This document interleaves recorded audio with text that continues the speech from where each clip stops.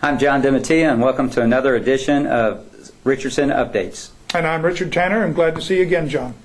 Well, Richard, what are we here to talk about today? Well, we're here to talk about, like we always do, a better Richardson. A better Richardson? And tomorrow, Monday, the 27th of September, the Code of Ethics, which has been rebranded from Code of Conduct, is before the City Council. But there haven't been many changes, John. Not many at all. I'm surprised. You know, one of the reasons that we're here is to help the citizens of Richardson become more aware, and by that and their involvement, end up with a better city. Well, you're exactly right. We are. And certainly the citizens need to be informed. They need to inform themselves through a number of different ways, including looking at the city website.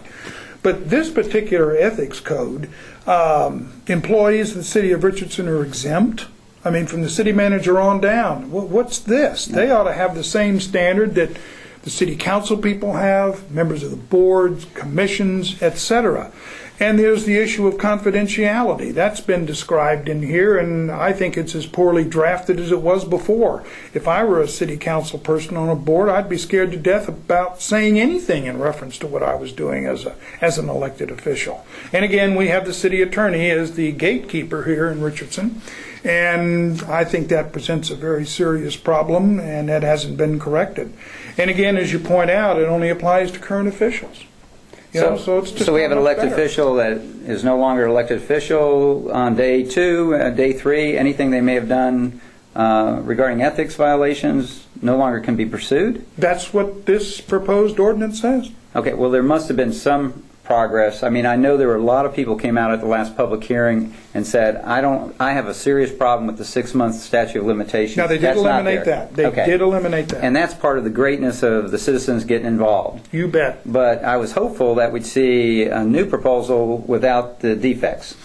Well, I was too, but that hasn't happened. Well, this doesn't sound like a code of ethics. It sounds more like a code of protection. Well, certain individuals are going to be protected by this, and if they don't disclose information, I guess they can sit here and say, gee, my rationale for that is our code of ethics. So we have more uninformed voters in Richardson, and we need to have more informed voters. You know, in 2007, there was an election to change the charter, and one of the provisions was called term limits.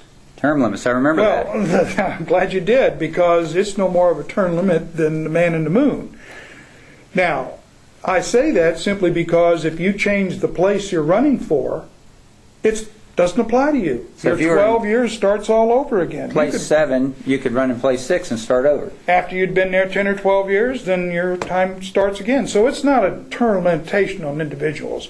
And again, that's getting away from the focus of tomorrow, and that's the Code of Ethics. But the Code of Ethics is really not what it should be. It's too limited, too protective of city employees, and other factors that we've discussed. So citizens of Richardson, please, if you can, attend the public hearing tomorrow evening, Monday, September 27th at 7:30 at City Hall, and let your elected city officials know how you feel about the Code of Ethics that's being proposed. You bet, John.